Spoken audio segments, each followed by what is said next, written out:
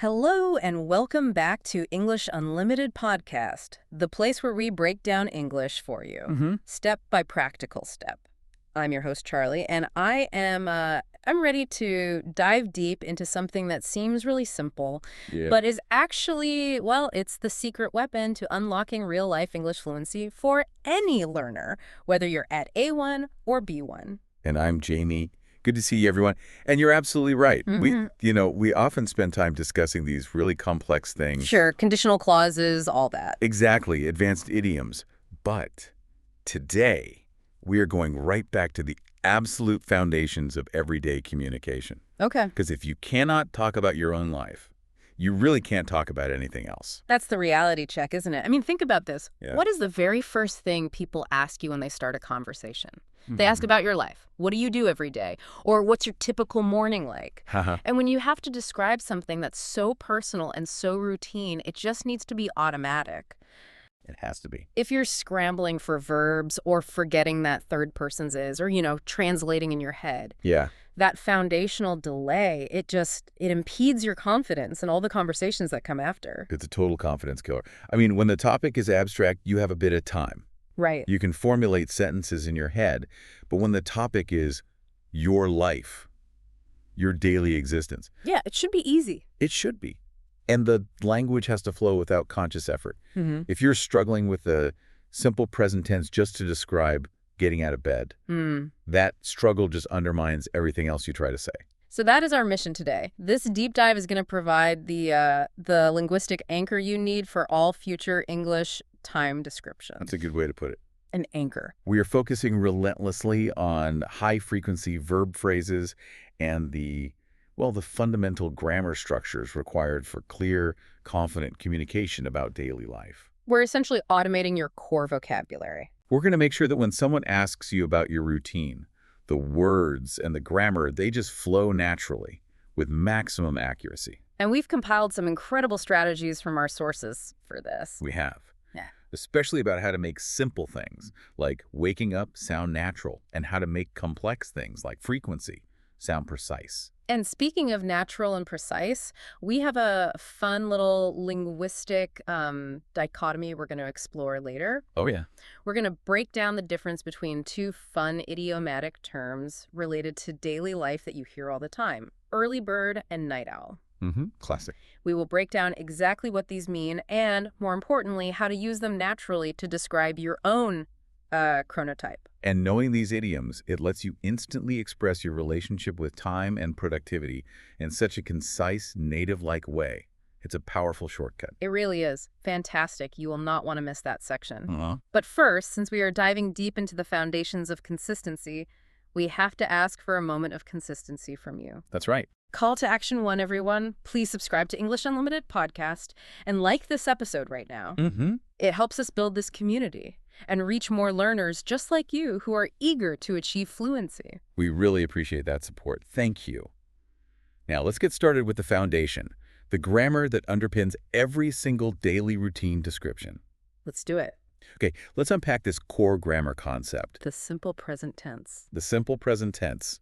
We learn it first, but learners, even at B1 levels, still struggle with it. They really do. So why is this tense, which feels so basic, why is it so crucial for talking about daily life and routines? Why are we dedicating so much focus to it? It's crucial because it is the grammatical engine of reality in English. The engine of reality. I like that. Yeah. If you want to talk about routine actions, habitual occurrences, scheduled events, or even just general universal truths, the simple present tense is the only correct tool. So there's no substitute. No. And if your foundation here is shaky, your ability to describe any kind of event in time becomes unstable. I think we need a powerful analogy here, just to really illustrate why this foundational piece is so worth mastering before we move on. Absolutely. Yeah. Okay. The simple present is the foundation of the English language house. Okay, I'm picturing it. Imagine the language you're building is a multi-story building. You need a basement and a ground floor. Right. That ground floor, that's the simple present. I like that visualization. You cannot build the past tense floor describing what you did yesterday or the future tense roof. Sure, your plans for tomorrow. Exactly. You can't build them without a strong, stable, simple present tense foundation underneath. If that foundation is weak, every time you try to use a more complex tense, the entire structure of your temporal descriptions will just wobble. And your message risks collapsing. It does. It's not just about what you say today. It's about making sure your future language progression is structurally sound. That really reframes the stakes. It's not just some A1 concept you learn and forget. It's a lifetime prerequisite. Okay, now let's nail down the critical comparison that often throws learners off. Simple present versus present continuous. Ah, yes. This distinction is paramount. It's a big one. It is. The simple present talks about habit, something that happens repeatedly or is generally true. Okay, habit. The continuous talks about an action in progress right now, something happening at this specific moment. So if I say, I am drinking coffee, that implies the action is active right now. Correct. The mug is near my lips. I'm consuming the beverage in this moment. Exactly. That's the continuous form, describing an ongoing temporary action. But if you're describing your routine, the way you live your life, you must use the simple present. Okay. You say, I drink coffee every morning. That is the habit. So one is temporary, one is permanent? The continuous form is temporary. The simple form describes the permanent or near-permanent state of your routine. This distinction is, well, it's non-negotiable for describing your routine accurately. What if I see someone drinking coffee and I want to ask them about their routine? I would ask, do you drink coffee every day? Yes, that's the habit. But if they are literally doing the action, I would ask, are you drinking coffee right now? Exactly. So it's about tailoring the tense to the reality of the situation. A general habit or a current activity. Precisely. It's the difference between a philosophical statement about your life and a literal snapshot of your current action. Right. Mastering the simple present means always choosing the simple form when describing repetition, consistency, and routine. Okay, here's where it gets really interesting and where we have to spend some serious time. I know where you're going with this. Because it is the biggest persistent error, the critical element, the third-person singular S rule. The dreaded S. Why does this tiny little letter cause such persistent problems when we talk about he, she, or it? Because it often feels, redundant to the learner. Yeah. Especially if their native language doesn't require these kinds of conjugation changes for a habitual action. That makes sense. But English demands it for grammatical accuracy in the simple present. If the subject is singular and is not I or you. So he, she, it. He, she, or it. Or singular noun like the company, my car, the sun. Okay. We must add S or ECS to the verb. So if I talk about myself, I have an easy life grammatically. I work. I like pizza. Yes, that's the base form. Simple. But the moment you introduce a third-person singular subject, that verb changes. Right. So if you say, she works downtown, or my son likes pizza, that S is mandatory. And the Source Insight calls this out specifically. It says failure to automatically apply this rule represents a fundamental accuracy error. It does. And that it severely impedes progression to A to B1. It's like a gatekeeper. A gatekeeper. It is. It signals to the listener that the grammatical foundation isn't automatic yet. So it's a language equivalent of a spelling error. A very noticeable one. Yeah. Until that S is automatic, the brain is still translating. The rule needs to move from conscious memory, I must add S, to muscle memory. To where it just sounds wrong without it. Exactly. Yeah. It just sounds wrong without S. That's the goal. That's spend time drilling the common errors here because they are so persistent. Ready. A common mistake is just omission. A learner says, my friend live in New York. Right. And the correct simple present form must be, my friend lives in New York, because the subject is my friend, he or she. Exactly. Another common error happens with verbs ending in consonants. She read books every night. It must be, she reads books every night. It sounds subtle, but it's so necessary. It is. And what about verbs that require ease, like watch or go? A learner might say, he go to the gym after work. And because it ends in O, we need the ease. He goes to the gym after work, or she watches television every evening. Yes. And these are the verbs that signal the routine work go, watch, have. And they absolutely need that automatic conjugation. Oh, the verb have is a tricky one. It's an irregular. It becomes has in the third person.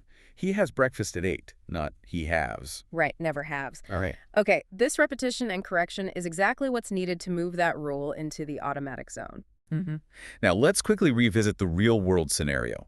Asking and answering questions. Yes. Routines involve dialogue, and for that, we need the auxiliary verbs do and does. The auxiliary verbs are crucial because they carry the tense and the subject agreement. Okay. We use do I for I, you, we, they, and we use does for he, she, it. And the biggest rule, which actually helps simplify things for the main verb, is that once do or does is in the sentence, Right. whether it's a question or a negative, the main verb reverts back to its base form. It sheds the S. Absolutely critical. You said it perfectly. The S is a finite resource. Huh. I like that. If does has it, the main verb doesn't get it. We have to practice the question pattern. Does plus subject plus base verb. Okay, let's try. If my partner always takes the train, how do I ask if she drives instead? You say, does she drive to work? The verb is drive, not drives. Because the S is on does. The grammatical heavy lifting is done by the auxiliary does. And if the answer is negative, it also uses the auxiliary verb plus not. Correct. No, she doesn't drive, she takes the bus. Or, in the formal negative, she does not drive. Right. And mastering the contractions don't and doesn't is essential for sounding fluent in conversation. Let's give the listener one final, more complex example to cement this. If I want to ask about an abstract third-person subject like, the company. Good one. Okay, if we know that the company makes shoes, and you want to ask if they sell bags as well, you would ask, does the company sell bags? Ah, because the company's an it. Exactly. You're using the simple present to describe a habitual business activity, using does because the company's it, and the main verb sell stays in the base form. If you master the simple present now, third persons, and the dodo's question structure, you have secured the grammatical foundation for all future English speaking. You really have. Foundation secured. Let's move on to the actual building materials. Oh, yeah. The high-frequency vocabulary. Let's do it. But before we get into specific words, let's discuss narrative structure. Because talking about your day is telling a story, and stories need structure. Right. Disconnected sentences are hard to follow. I wake up, I brush my teeth, I eat breakfast. It sounds like a robot. Exactly like a robot. That's why we introduce temporal connectors. Okay. These are the words that signal the sequence and the relationship between your actions. First, then, after that, next, finally. So these little words like then and next, they're like the glue for the routine narrative. They're the glue. They guide the listener through the sequence, which is vital for clear communication at the A1, A2 level. Okay, got it. So let's start with a foundational concept word for this entire deep dive. Routine. Okay, let's put the spotlight on the difference here. What is the linguistic and conceptual boundary between routine and schedule? They feel so interchangeable. They're conceptually close, but they're linguistically distinct in how you use them. The routine is the habit itself. The fixed, regular way of doing things, the sequence of actions. Okay, the what? The what? The schedule is the specific, often rigid, time applied to that routine. The when. Ah, so my routine is what I do, and my schedule is when I do it. Precisely. For example, my routine is I exercise in the evening and read before bed. My schedule might say, I exercise at 6:30 p.m. sharp and read from 9:00 p.m. to 9:45 p.m. Got it. Yeah. So one is the flow of habit, the other is the clock that measures it. Perfect. The routine is the content, the schedule is the container. Let's look at the versatility of this word with our 5 distinct examples to show how it spans different contexts. Let's do it. Number 1, formal. The audit determined that the company implemented a strict security routine for all data entry, which is non-negotiable. So it's like a standard procedure there. Exactly. Number 2, casual. My Sunday morning routine involves strictly pancakes, listening to an old vinyl record, and absolutely ignoring my phone until noon. A relaxed personal habit. I like that one. Number 3, funny weird. I have a peculiar sleep routine. I must fluff my pillow exactly 3 times and check the stove burners twice before I can feel calm enough to sleep. That's a strange personal ritual. I think we all have those. We do. Number 4, historical. The highly structured Victorian morning routines often involved cold baths before sunrise, which were considered crucial for building mental discipline. A cultural, historical habit. Wow. And finally, number 5, philosophical. We use consistency in small, deliberate actions to make a chaotic life feel anchored, transforming stress into a peaceful, controllable routine. That last one really highlights the value of the concept. Okay, let's demonstrate this in a scenario role play, discussing our relationship with consistency. Sounds good. I think I'm realizing that my brain just thrives on predictability. If I don't establish a clear, fixed morning routine, my entire day feels disorganized and frantic. I struggle to find my focus. I get that. I really need the predictability of knowing what comes next. You know, I used to despise routines. Yeah. I felt they were restrictive. Right. But as I've gotten older, I've realized what you just said. The stability of the routine is what allows me to be spontaneous later. Oh, that's interesting. If I always take care of the essentials, the emails, the physical movement, I've established a foundation. Mm. After that, I can freely choose to break the routine and meet a friend, or I can sustain my focus on a challenging project. That's the key distinction. The routine is a choice, a framework for freedom, not a prison of repetition. Exactly. The sources stress this. Understanding whether you love or hate your routine is essential self-knowledge. It is. Now let's look at the collocations and nuances for routine. We commonly use specific phrases that you should practice. Okay. First, daily routine, which is the most common phrase. Got it. Then, good routine, which is a judgment on the quality of the habits. Right. Morning routine, which is often seen as the most critical start to the day. Definitely. Establishing a routine, the act of starting one, and finally breaking the routine, which is the act of changing it, often deliberately. And the nuance is often in the word good, right? It is. A good routine is intentionally designed to make life easier, conserve energy, and increase mental capacity, not just to fill time. Okay, now let's tackle the very first actions of the day. Yes, with words 2 and 3, wake up versus get up. This is a classic one. A huge hurdle for A1 learners because in so many languages, there's only one verb for both concepts. There is. So why can't I just say, I wake up and mean the entire process of getting out of bed? Well, the spotlight here is on the subtle but crucial comparison. Wake up is an internal mental action. Okay, in your head. In your head. It means you open your eyes, your consciousness returns. Get up is the physical observable action. It means you leave the bed and stand up. So our source notes say, wake up is in your head, get up is with your body. That is the perfect way to remember it. That is so helpful. So I could potentially wake up at 6 a.m., feel completely alert, and yet still be lying in bed scrolling on my phone until 7 a.m. Exactly. I have woken up, but I have not yet gotten up. Precisely. You've woken up, but you haven't initiated the physical action of leaving the mattress. And that time gap between those two verbs often represents that moment of resistance. Yes. Staring at the ceiling, negotiating with yourself, delaying the confrontation with the day. Let's do a quick extended role play to cement this difference, especially focusing on that inertia, that resistance in the morning. Let's do it. Size. The alarm went off 45 minutes ago. I am conscious. I know I need to be at work in an hour, but I'm still horizontal, wrapped firmly in my duvet. What is my problem? Your problem is inertia. You have clearly woken up, your mind is active, but you are resisting the transition to action. The difference between those two verbs is the distance between your brain's command and your body's obedience. I'm delaying the physical action of leaving the blanket fortress. The blanket fortress, exactly. You are delaying the physical action. I'm thinking about how cold the floor is and the list of demanding tasks I have today. The moment I put my feet on the floor, the wake-up moment fully translates into the get-up moment. And when you finally stand on your feet, you can accurately say, I finally got up at 7 a.m. It's a progression. I wake up and then I get up. You need that temporal connector then. You do.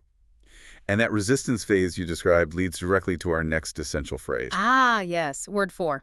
Snooze button.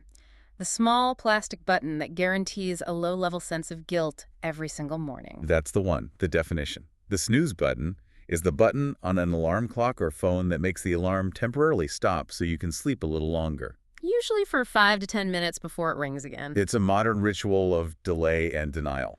Let's run the examples for this highly relatable daily routine component using the simple present. Okay. 1, formal. Studies suggest that pressing the snooze button multiple times routinely fragments REM sleep cycles. Which results in grogginess. Exactly. 2, casual. I always hit the snooze button exactly 3 times this morning because I was having a fantastic dream. Relatable. 3, funny weird. My dog always knows the exact sound of my phone's snooze button and immediately judges me with a sad look. That's great. 4, historical.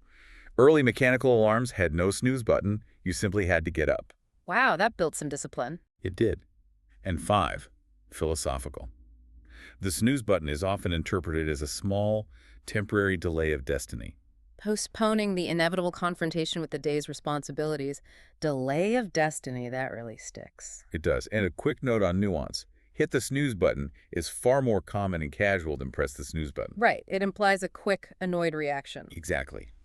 If you want to sound authentic, use hit. Got it. Okay, moving quickly through the next preparatory steps. Yes, word 5. Brush my teeth. Wash my face. These are essential, non-negotiable, high-frequency verb phrases that must be learned as a unit. If you can't describe basic personal hygiene, your A1 vocabulary has a massive gap. And I notice the possessive pronoun here is standard. Brush my teeth, wash my face. Yes, and note the importance of specificity. We rarely just say brush teeth. We say brush my teeth. The source quotes specifically mention that washing your face with cold water is a common routine strategy because it helps you feel awake and fresh. It connects the action to the resulting feeling. It does. And that perfect linkage of action and sensation brings us directly to our next word, revitalizing. Okay, spotlight time. Let's nail the distinction between revitalizing and energizing for the listener. They both relate to energy restoration. They do, but they have different connotations. Energizing usually implies an immediate, active boost. Think caffeine, intense music, or vigorous exercise. Okay, active. Revitalizing often implies a deeper, more peaceful restoration, giving new life or energy. So qualitative renewal. Yes, and it's often used for quiet, calming actions like meditation, stretching, or a warm shower. So a triple espresso is energizing, but a 20-minute quiet walk in the woods is revitalizing. Perfect. Active versus passive restoration. Got it. So the definition. Revitalizing means giving new energy or life. It suggests restoration and renewal. Let's hear the examples. Okay. 1. Formal. Following the merger, the CEO recommended a retreat, recognizing that quiet time away would be highly revitalizing for the senior management team. 2. Casual. Drinking room temperature water with lemon in the morning, which I always do, is surprisingly revitalizing. I've heard that. 3. Funny weird. I found that doing a quick silly dance and singing loudly to pop music before I start work was unexpectedly revitalizing. I may have to try that one. 4. Historical. Physicians in the past often prescribed mineral spring baths, believing the waters were naturally revitalizing for patients. And 5. Philosophical. True mental rest, focusing on the simple breath, is genuinely revitalizing because it restores deep cognitive clarity, not just physical capacity. That's a great point. Okay, let's role-play morning rituals using this word. Let's do it. I am trying so hard to establish a habit of avoiding my phone for the first hour after I wake up. It's difficult. It is, but I find that quiet time so much more mentally revitalizing. I start my day focused, not reactive. That is a critical routine shift. I agree. That avoidance of screen stress in the morning, Yeah.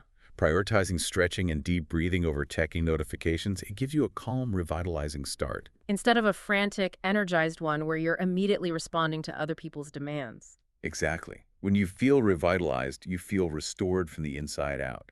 It sets a positive, focused intention for the day. Which is the core goal of a good morning routine. It is. Now for the fun idiom deep dive we teased earlier. Yes. Words 7 and 8. Early bird and night owl. These are incredibly high-frequency idioms. They're like labels you give yourself to describe your relationship with time and your productivity rhythm. The chronotype. Exactly. So the definition, an early bird or a morning person is someone who is productive and naturally wakes up early. And a night owl is someone who prefers to do things or is more productive at night, often staying up late. They describe your inherent biological clock. They do. The sources confirm that being a night owl is often due to natural circadian rhythm differences, so it's not always a choice. That's fascinating. Let's focus on the night owl examples. Okay. 1. Formal. Due to inherent genetically determined circadian rhythm differences, she finds herself to be a natural night owl. Okay. Achieving peak cognitive function late in the evening. 2. Casual. Don't try to schedule intense meetings for me before 10 a.m. I am a complete night owl, and I rarely make sense before my second cup of coffee. I feel that one. 3. Funny weird. My computer screen thinks I'm a total night owl because I always set it to the brightest dark mode possible right after dinner. Oh. 4. Historical. Philosophers, artists, and writers who traditionally worked late into the night, fueled by quiet and candlelight, were the original intellectual night owls. Right. And 5. Philosophical. The night owl seeks quiet introspection and creative time when the rest of the world is asleep. Trading the structured productivity of the morning for solitude and deep focus, I think I am a natural night owl forced to be an early bird by my professional schedule. And that is a very common modern conflict. It is. And that conflict is where the vocabulary becomes so useful. You can explain your struggle concisely. That's true. So what about the collocations? How can we use these terms fluently? Good question. First, a morning person is a near-perfect synonym for early bird. Okay. A late riser is a polite opposite of an early bird. For late riser. Got it.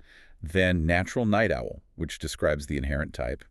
Night shift worker, which is someone forced into that routine. And finally, late sleeper, which is used casually to describe the habit. This makes talking about when you do things so much richer. It does. Instead of simple grammar like, I wake up late, you use a complex idea condensed into a simple phrase. I'm a total night owl.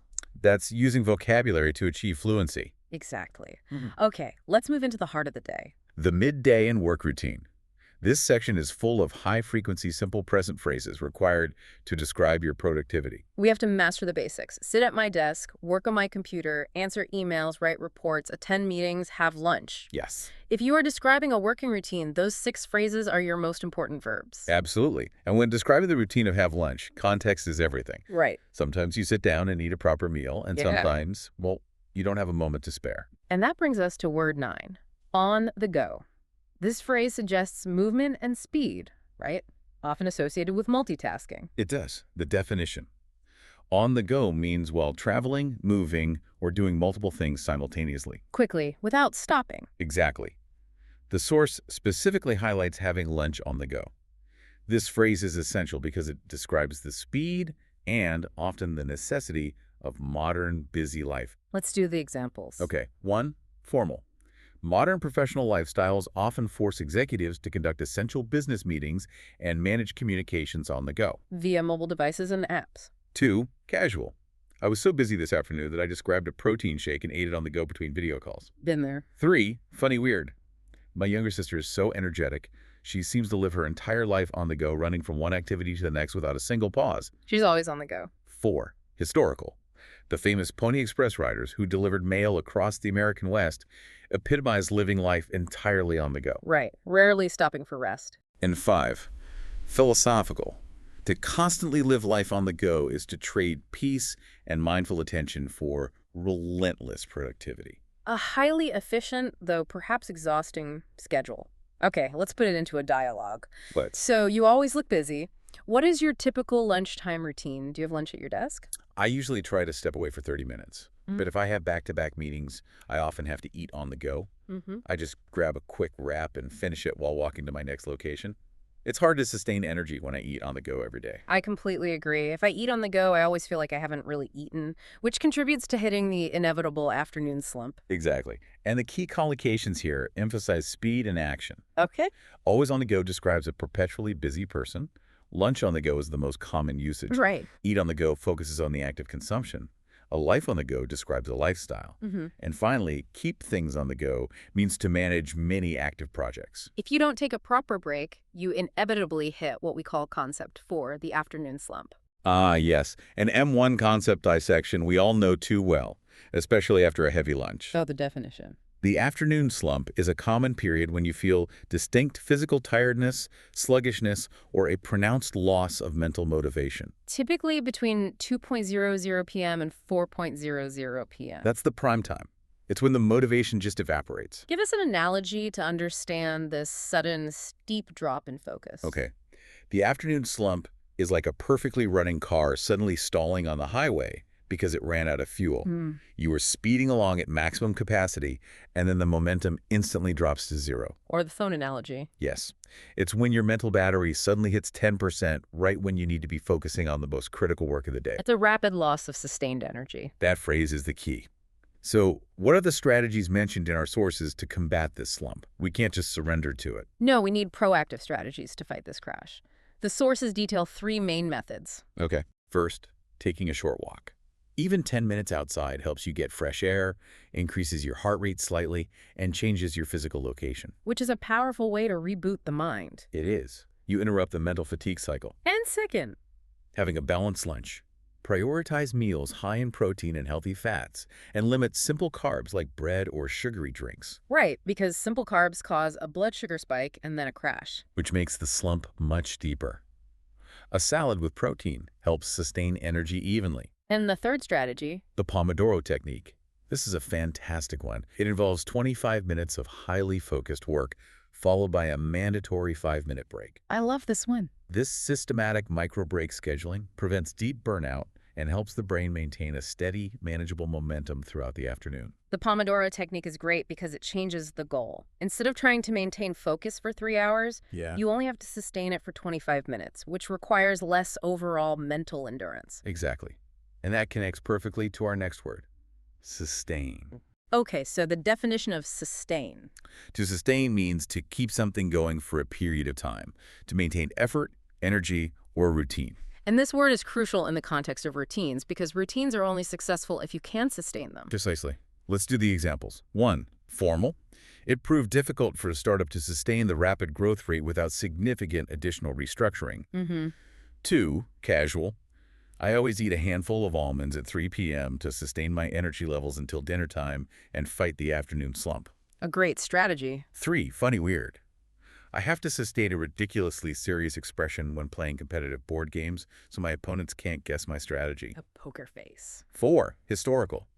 Soldiers enduring long military sieges often had to sustain their morale and physical condition on minimal ration. For months at a time. And 5. Philosophical. Happiness is often described not as a constant state, but as a discipline. It requires daily effort to sustain a positive mindset. So the nuance is that sustain implies deliberate, often difficult effort over time. Yes, it's not just a quick burst of energy. It's an ongoing maintenance process. And the most common collocations reinforce this idea of ongoing effort. They do. Sustain energy is the goal in the afternoon. Sustain a habit, maintaining a routine over weeks or months. Right. Sustain interest, keeping focus on a project. Sustain effort, continuing to work hard despite difficulty. And finally, sustain productivity. Sometimes, despite all our best efforts to sustain our focus, the afternoon slump hits so hard that you just want to quit for the day. It happens. And that's when you need a vocabulary phrase that encapsulates perseverance. Push through. Yes. Spotlight on the comparison. Push through versus give up. They are direct opposites in mental fortitude. Give up means to surrender to the difficulty. Push through means to resist that temptation and keep going forward. So the definition. Push through means to keep going, often with great effort, even when something is hard or tiring. Yes, it implies mental strength and perseverance. Let's run the examples. 1. Formal. Despite major logistical roadblocks, the engineering team successfully pushed through the final complex stage of development to launch on time. Great effort there. 2. Casual. I was absolutely exhausted during the final leg of the marathon, but I decided to grit my teeth and just push through until I saw the finish line. That's a great example. 3. Funny weird. I had to push through a giant, ridiculously slow crowd of people just to get to my train on time this morning. A literal push through. 4. Historical. Explorers and early pioneers often had to mentally and physically push through extremely harsh weather conditions. To reach their goals. And 5. Philosophical. Sometimes the greatest moments of personal growth happen right at the moment we decide to push through the initial feelings of discomfort. That is a powerful and very practical phrasal verb. Let's roleplay the end of a tough afternoon. Let's do it. I've been staring at this complex financial report for over an hour, and my brain feels like it's full of fog. I rarely feel this exhausted. I seriously feel like closing my laptop and calling it a day. Don't let the slump win. You've already come so far today. You usually finish your critical tasks before 4 p.m. I know, but... Remember your strategy. You just need to push through this temporary feeling of exhaustion for the next 15 minutes. Just 15 minutes. Maybe take a 5-minute stand and stretch break, and then push through that final section before you allow yourself to switch off. You're right. If I push through this barrier, I'll feel satisfied and I can truly unplug later. And if you surrender now, I'll carry that frustration into the evening. Okay. I will push through until the timer rings. That mental resilience, the ability to keep going when your energy is gone, is precisely what this phrase captures. So what are the collocations for push through? Okay. Push through the pain, often used for physical or emotional effort. Push through the crowd, the literal movement. Push through the resistance, a mental or organizational barrier. Decide to push through, that moment of choice, and need to push through, expressing necessity. Okay, we've covered the core verb phrases, but a simple list of actions is too simplistic. It is. I wake up, I shower, I work. We need to add texture, variability, and crucial detail to sound like a native speaker. Absolutely. This is where adverbs of frequency step in. The core concept is that they allow us to describe how often an action is performed. Adding crucial nuance. Crucial nuance to the simple present tense. So it's the difference between saying, I eat out, which implies a routine, and I rarely eat out, which defines the routine as almost non-existent. Precisely. That small adverb is what transforms a simple description into a meaningful, realistic reflection of your life. Right. The source stresses that frequency adverbs allow differentiation between non-negotiable habits and less frequent actions, making your description accurate and rich. So let's review the frequency scale, the percentage method, to give us that crucial reference point. Okay. 100% frequency is always. This is a non-negotiable, immutable part of your routine. I always drink water when I wake up. Got it. 100%. 90% is usually or almost always. This is a very strong habit, perhaps skipped one day out of 10, but expected. I usually go to the gym on Mondays. Okay, very common. 70–80% is often, normally, or generally.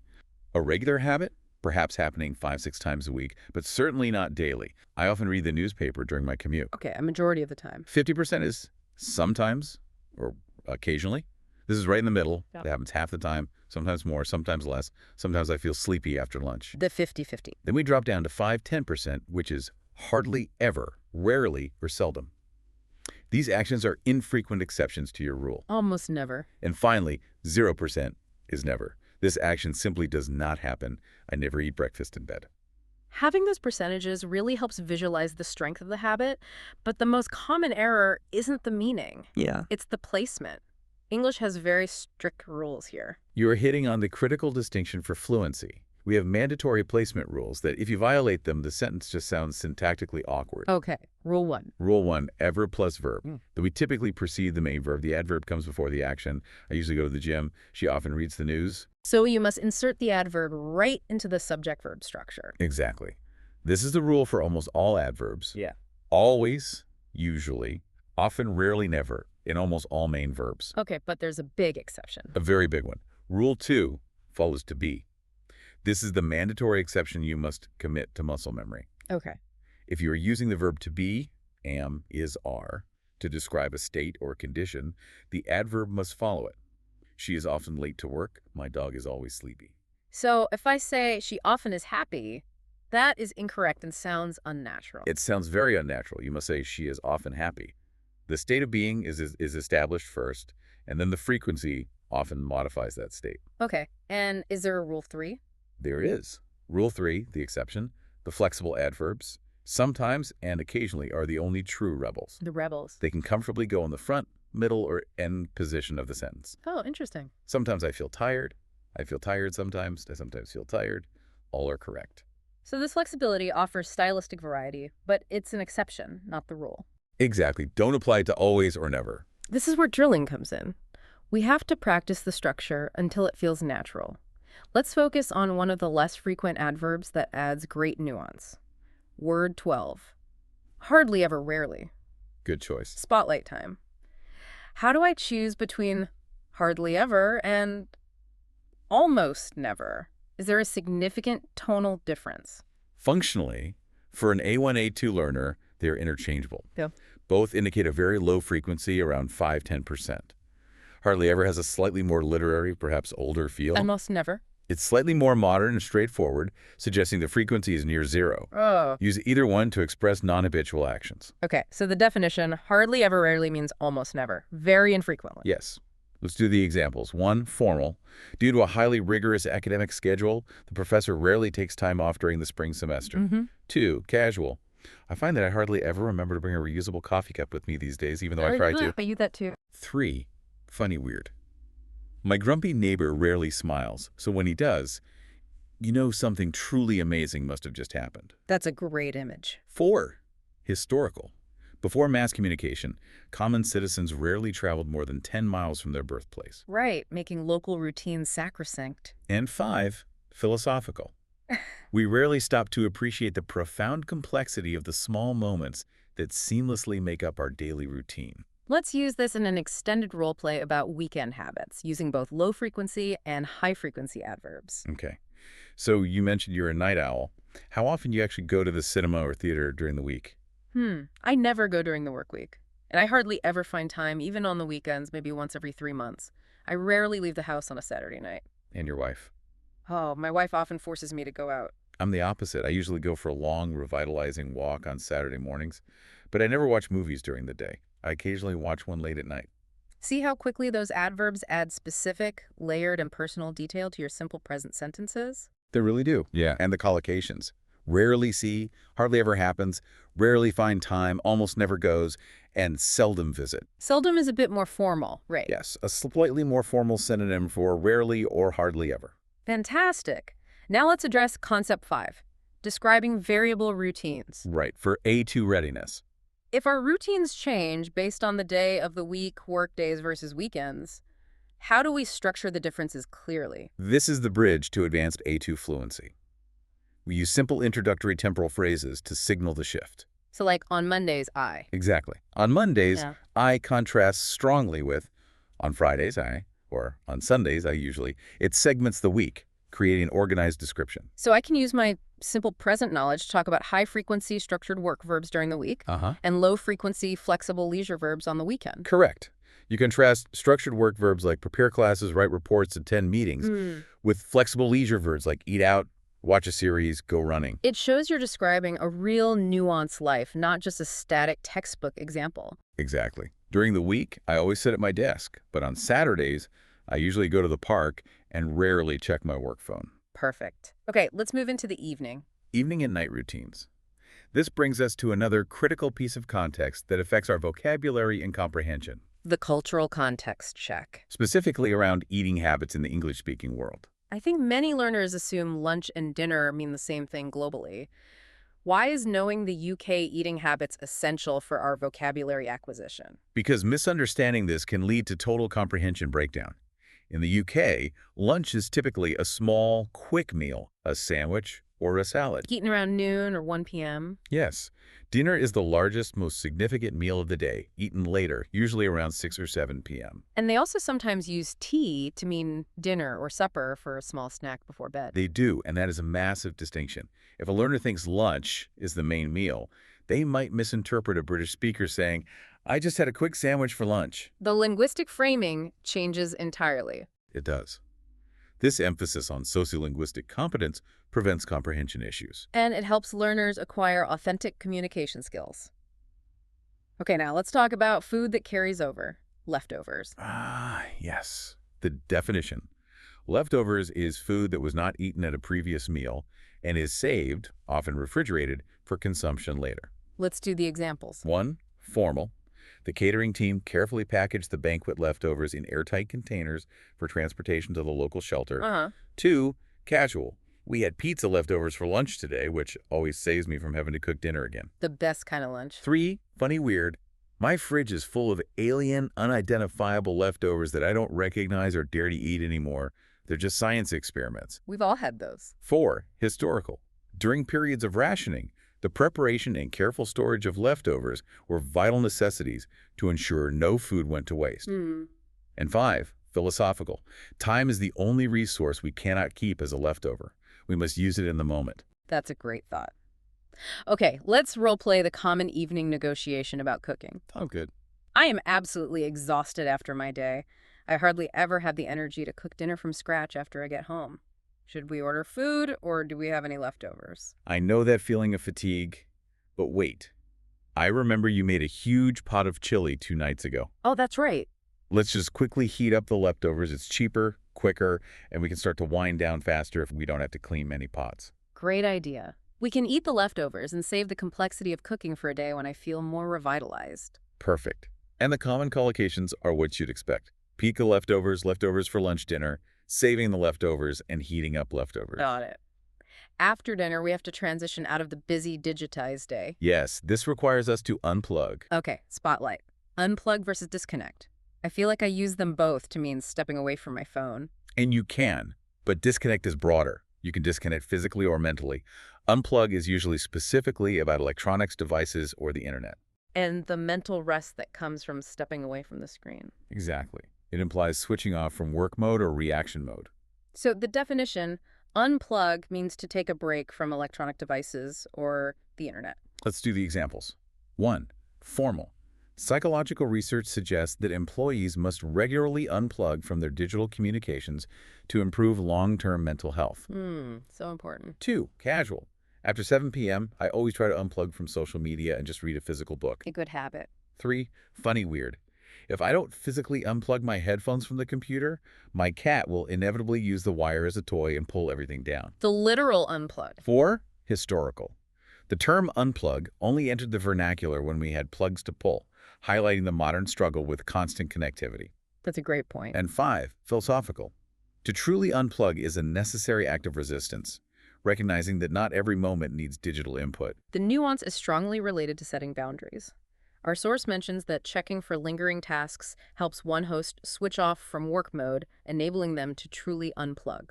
Yes, and the collocations reflect that. Unplug from social media, unplug and recharge, a need to unplug, and mentally unplug. The intentional action that follows unplugging is often to Wind down. Okay, spotlight. Wind down versus slow down. They both suggest decreasing speed. They do, but slow down just means to decrease speed in a neutral sense. Wind down implies a very specific, clear, deliberate decrease in activity, designed specifically to transition the body and mind toward rest and sleep. So it's an intentional preparatory action. It is the definition. Wind down means to relax after being active or busy, preparing specifically for sleep. Let's hear the examples. 1, formal. The corporation announced a plan to gradually wind down its smaller, less profitable regional operations. A business usage. 2, casual. I always listen to quiet classical music for 30 minutes to wind down before bed. Nice ritual. 3, funny weird. My dog has a specific internal clock. He starts to visibly wind down exactly 10 minutes before his last walk of the evening is scheduled. They always know. 4, historical. After closing the factory, industrial workers would wind down at the pub with a single drink to shake off the fatigue. And 5, philosophical. The greatest mental challenge in modern life is successfully winding down the racing, stimulated thoughts that accumulate from a highly connected day. That is so true. Let's roleplay the night routine discussion. Let's. It's 9 p.m., time to intentionally wind down.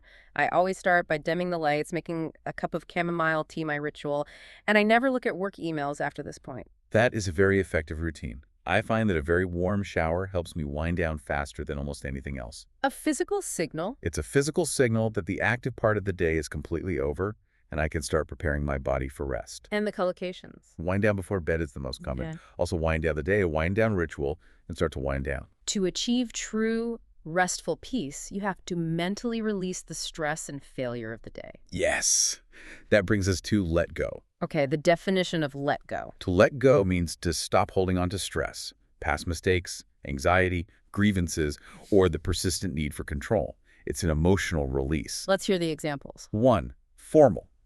The organization was finally able to let go of the old management strategy and pivot to a new direction. 2, casual. I had to consciously let go of the small, annoying argument I had with my colleague before I could concentrate on dinner. That's a hard one to do. 3, funny weird. I finally managed to let go of that weird, embarrassing thing I said in a meeting 6 months ago. We all have those moments we replay. 4, historical. It is often incredibly difficult for societies and governments to let go of deep-rooted traditions. True. And 5, philosophical. The ability to find deep peace at night depends entirely on your willingness to let go of the day's unmet expectations and inevitable small failures. Our source says, every good day ends with letting go. It's a profound idea for a language lesson. That vocabulary can address emotional needs. Nighttime isn't just about the physical action of sleeping. It's about the psychological action of releasing stress. Exactly. You need to practice the language of emotional release.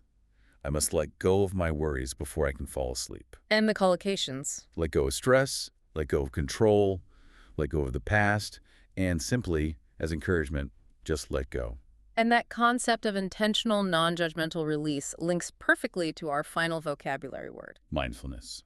The definition of mindfulness. Mindfulness is paying close, non-judgmental attention to what you are doing right now, focusing entirely on the present moment. Let's do the examples. 1, formal. Practicing daily mindfulness meditation is a key component of cognitive behavioral therapy for reducing chronic anxiety. 2, casual. I always try to eat dinner with mindfulness, no screens, just focusing intently on the taste of the food. It's harder than it sounds. 3, funny weird. It takes a great deal of mindfulness and concentration to successfully eat a ridiculously messy hamburger cleanly in public. Aha, so true. 4. Historical.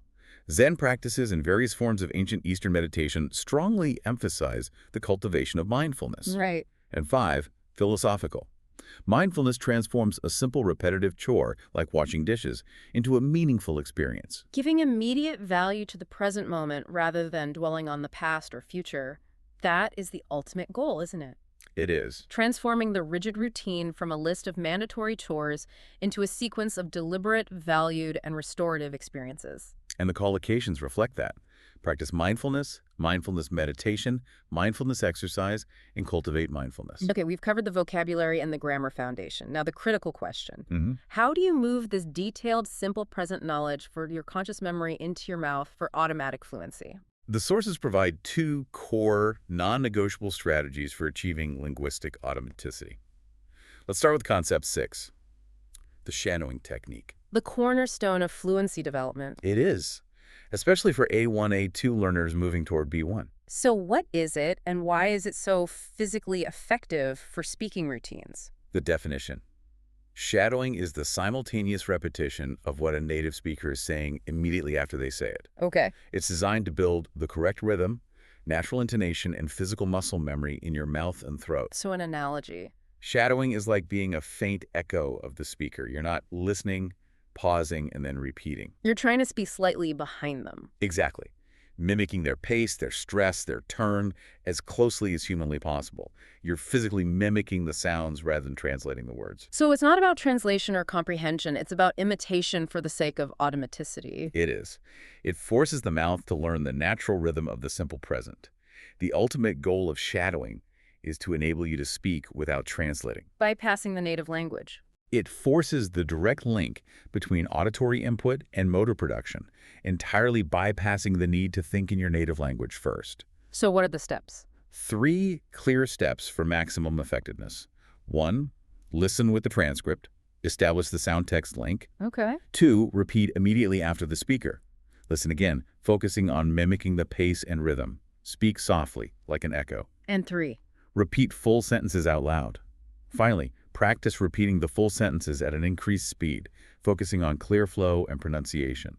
The goal is speed and lack of hesitation. That is serious work, but necessary to make those simple present verbs and adverbs automatic and fluent. It is. And the second strategy addresses mindset and habit formation. Concept 7, consistency versus duration. We often have a perfectionist mindset, believing we need to study for 2 hours straight to see progress. Is that necessary for this? Not at all. The key insight is that consistency, not duration, is the key to linguistic success. For mastering daily routine language, practicing English for just 10 to 15 minutes a day is sufficient, provided you do it every single day. So every day is more important than for a long time. Much more. Your brain needs that daily repetition to consolidate the grammar. That is incredibly encouraging for busy learners. 10 to 15 minutes is achievable for literally anyone. It is. And to ensure that 10-15 minutes actually happens, you must establish the anchor habit. An anchor habit? What's that? This means anchoring your English practice to an existing physical habit to make the English practice automatic and non-negotiable. So if I always make breakfast at 7 a.m., I anchor my English practice to that moment. Yes. If you always brush your teeth or drink coffee in the morning, make the moment you do that your fixed time for English. Let's say a few sentences while the coffee is brewing. Exactly. I usually check my list now. I rarely forget my keys. It transforms a passive moment of waiting into an active production moment. And speaking of active production. The ultimate test of A1, A2 fluency, the daily voice journal. Okay, what is that? You should record a short 1 to 2 minute audio clip every single evening describing the day's routine using the simple present tense and incorporating 3 adverbs of frequency. Why is that the ultimate test? Because it forces you to generate language spontaneously, rather than just imitating or translating. It is the ultimate measure of whether the language has become automatic. I love that. Okay, we have covered all the rules and strategies, but learners often stumble over small, idiomatic phrases that seem logical but are technically incorrect or sound completely unnatural. Yes. Let's tackle 3 common pitfalls in describing the daily routine. Fixing these small details drastically improves fluency perception. Okay, mistake 1. Missing the phrasal verb particle. If I'm describing my consciousness returning, can I simplify and say, I wake in the morning? That is a very common and logical mistake, but the verb wake alone isn't sufficient for the habitual action of emerging from sleep. It's not enough. No, the full phrasal verb, which is what native speakers use 99% of the time, is needed. I wake up in the morning. You need the up. You need that particle, up, to complete the meaning of moving from sleep to full consciousness. The routine phrase must be wake up. So I must commit to the full phrase. Wake up, get up, push through, wind down. Phrasal verbs must be learned as unbreakable units. Okay, mistake 2. Using the possessive with bed. If I'm talking about my specific piece of furniture, can I say, I go to my bed?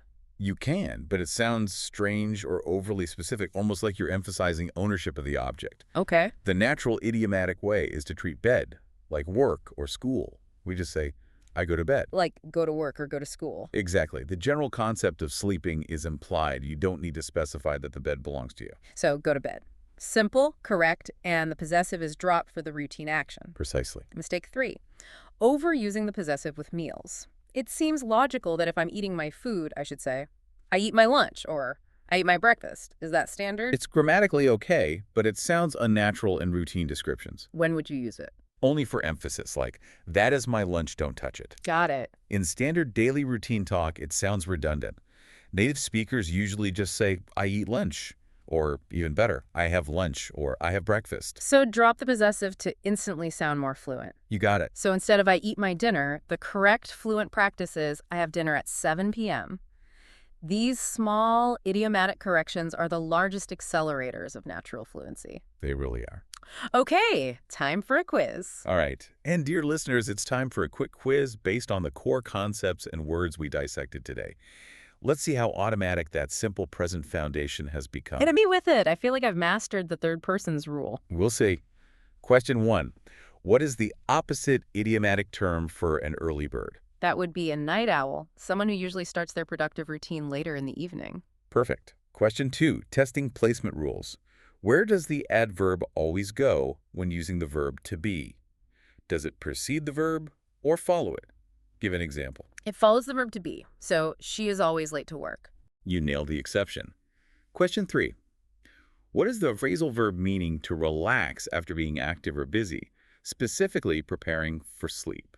That is to wind down. I always start to wind down around 10 p.m. 3 for 3. You've demonstrated excellent A1, A2 mastery today. It feels great when the logic snaps into place. Yeah. It shows that breaking down these core concepts step by step is truly effective. Absolutely. Let's summarize our key takeaways for everyone listening. Okay. Top 3 concepts to solidify. First, the simple present tense is the base layer for all daily talk, and you must master the third-person S rule. It is the A2 gatekeeper. Got it. Second, adverbs of frequency add necessary detail and nuance to your routine, but remember the tricky placement rules, especially Rule 2, following the verb to be. And the third? Shadowing is the key to building auditory muscle memory and achieving the ability to speak fluently without translating first. And here are our top 5 essential words that you need to be using automatically today. Wake up and get up. Remember the mental versus physical distinction. Night owl, to describe your chronotype. Unplug, to transition away from work. Afternoon slump, the inevitable midday crash. And let go, the necessary psychological release before sleep. To ensure you apply this knowledge immediately, here is your micro-challenge. Okay. Tonight, before you go to bed and as part of your anchor habit, use one of the learned high-frequency verb phrases, like have dinner or take a shower, combined with one adverb of frequency, like usually or never, and say the complete simple present sentence out loud 3 times. Build that muscle memory. Exactly. Build that muscle memory. Yes, build that muscle memory. And before we sign off, a final word from us. We hope this deep dive into the simple routine has shown you that linguistic success isn't about learning thousands of complicated, rare words. No. It's about mastering the few high-frequency phrases and foundational grammar rules that you use every single day. Make the simple things automatic. That's the key. Call to action 2. Don't forget to like and subscribe to English Unlimited Podcast. Your support keeps us going so we can continue breaking down complex English concepts into simple, usable language. Keep practicing, keep shadowing, and keep building that confidence, one automatic, simple present sentence at a time. And maybe ask yourself, what is one tiny thing in my routine I can do with more mindfulness tomorrow?